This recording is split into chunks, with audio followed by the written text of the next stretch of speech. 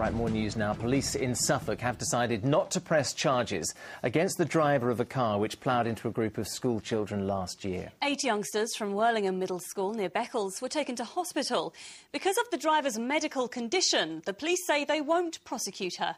Malcolm Robertson reports.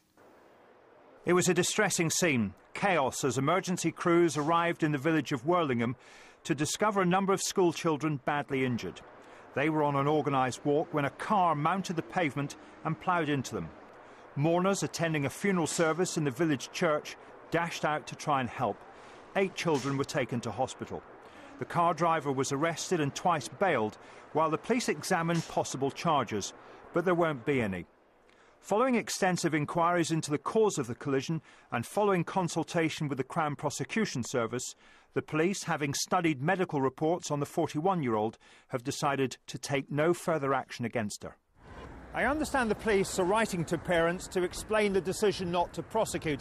It's believed that the woman suffered an illness shortly before the accident, possibly a seizure, and as a result her driving licence was revoked. Now, she can apply for it to be restored after 6 months, but in order to do so, she'll have to satisfy the authorities that she's medically fit to drive. In December, Worlingham Middle School hosted a Christmas lunch for emergency crews. It was their way of saying thank you and of drawing a line under what had happened. The families of those injured are involved in compensation claims against the driver's insurance company, and they'll be keeping a close eye on whether she's successful in getting her licence back. Malcolm Robertson, Anglia News, Worlingham. Firefighters have been tackling a large blaze at a pork factory near Haverhill in Suffolk. Crews were called to the Vian factory in Little Wratting at 10 to 3 this morning. At its height, around 35 firefighters were tackling the blaze. Crews have been at the scene for most of the day, checking for hot spots. People across our region braved sub-zero temperatures at the weekend, sleeping out on the streets to raise awareness of homelessness. Well, in Norwich, staff and supporters of the YMCA set up their own cardboard village, as Rachel Mackley now reports. Armed with just sleeping bags, warm clothes, hot drinks and a lot of cardboard, staff and supporters of the YMCA in Norwich and Hatfield braved Saturday night's freezing weather out on the streets. In Norfolk alone, the YMCA provides beds for 231 young people every night. There are plans to spend over £4 million on new flats in the city for the homeless, but the charity needs the public's help to fund them. I think many people, because a lot of it is hidden, think that it's not an issue anymore. But in addition to the people that you see actually sleeping on the streets, there are people who are insecurely housed, people sofa surfing with friends that don't actually have a home of their own. At Hatfield in Hertfordshire, supporters filmed their attempt to build a cardboard city to sleep in, but that wasn't enough to keep them warm. I think we've all kind of walked past homeless people or, seen them sleeping in the street and just don't appreciate how tough it is. There's some dancing going on over there that I tried to do, but I have 2 left feet, so I can't dance. So I gave up and came back to bed. The classes were led by Strictly Come Dancing's Camilla Dallarup, who did her bit to keep everyone warm and moving. The event marked the end of Poverty and Homelessness Action Week. As well as raising several thousands of pounds, it's hoped it'll also make people think twice about the challenges faced by homeless people every day. Rachel Mackley, Anglia News. Brave people. Now, come rain or shine, Paul Gray and Bob Curtis gave up their time for free to volunteer with the Coastguard in Lowestoft. But with both of them over 65, the pair are finally retiring to pursue their hobby of beekeeping. Martin Stew went to meet them. Looking back with fond memories of 43 years combined service, for Paul Gray and Bob Curtis, it's sad to say goodbye to their lives as volunteer coastguards in Lowestoft. Between them, they've answered 750 emergency calls, made lifelong friends and even saved a man's life. It's been much more than just a job. My daughter also is a volunteer, and Bob's nephew is a volunteer as well, and so it becomes a sort of family affair. Of course, now retired, there are some things they won't miss. The call-outs at 3 o'clock in the morning, or the times when your wife's got the dinner on the table and the pager goes while the telephone rings and we get called out in those times. So many's the time we've gone back to a cold dinner. The two are now swapping the buzz from their SOS pagers for beekeeping. The hours are certainly more social, but you've got to stay just as alert.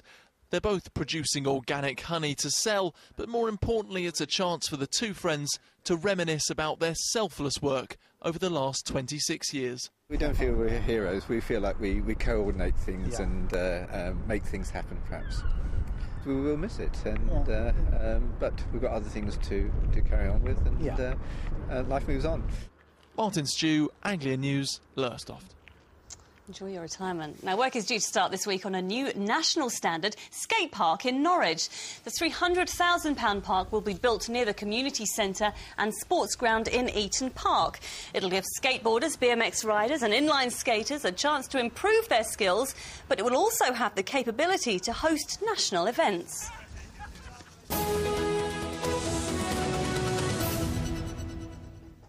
Now in football, the January transfer window is now closed for permanent signings for our league clubs, but there have been no deadline day deals for Peterborough United. I practiced that one.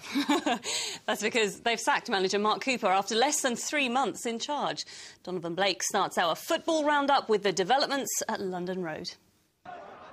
His pedigree was in non-league football, but the step up to the Championship has proved to be too big for Mark Cooper. His spell in charge of Peterborough over after just 13 games. The latest, a 2-0 defeat at Crystal Palace on Saturday. The axe falling today, and fans in the city were not surprised. He was not ready for this step up, and a bit too, out of his depth a little bit. To come from a conference club to a Championship club with the expectations that brings with it makes his job very difficult. Cooper was chairman Darren McAntony's first choice to replace Darren Ferguson. Now he's looking for someone else to save Posh from relegation. More upheaval for the players. We had that stability with Darren, obviously, a couple of years, 3 years we were with him, and obviously Coops hasn't had that long. He's only had 13 games, so I think you need stability, and hopefully the next bloke comes in will give us that. Cooper's successes at Tamworth and Kettering led to his appointment in mid-November, and he was able to celebrate his first win after 6 games against Watford. That, however, turned out to be his only success as Posh continued to struggle, although they did produce an amazing fight back to draw against Cardiff after being 4-0 down. But Saturday's defeat at Palace was their 6th in 7 games.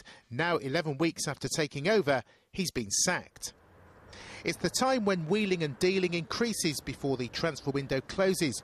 No activity at London Road for obvious reasons, but 2 key departures from Ipswich on loan. Alex Bruce to Leicester, and after this miss at Preston, Tamas Priskin's gone to QPR.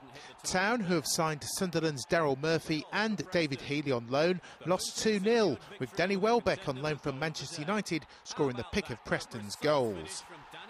Norwich's record-breaking 11th straight win at home was earned the hard way against Hartlepool. Cody McDonald equalised a minute after they conceded, before their latest loan signing, Michael Rose, slammed home City's winner. Not Colchester's day at Leeds, where Jermaine Beckford scored twice in their 2-0 win, but the years have signed Leeds midfielder David Prutton on a free transfer. Southend signed 2 Colchester players on loan, Scott Vernon and Pat Baldwin, who emerged as their hero against Swindon with his late equaliser. They came from 2 goals down to draw 2-2. Jason Punchin ended his loan with the MK Dons to sign for Southampton, and the Dons had to settle for a draw against Exeter despite taking the lead through Sam Baldock. And Northampton boss Ian Sampson has resisted the urge to make any deadline deals after their 9th game unbeaten. Andy Holt with their late leveller against Burton. Donovan Blake, Anglia News. And still with football.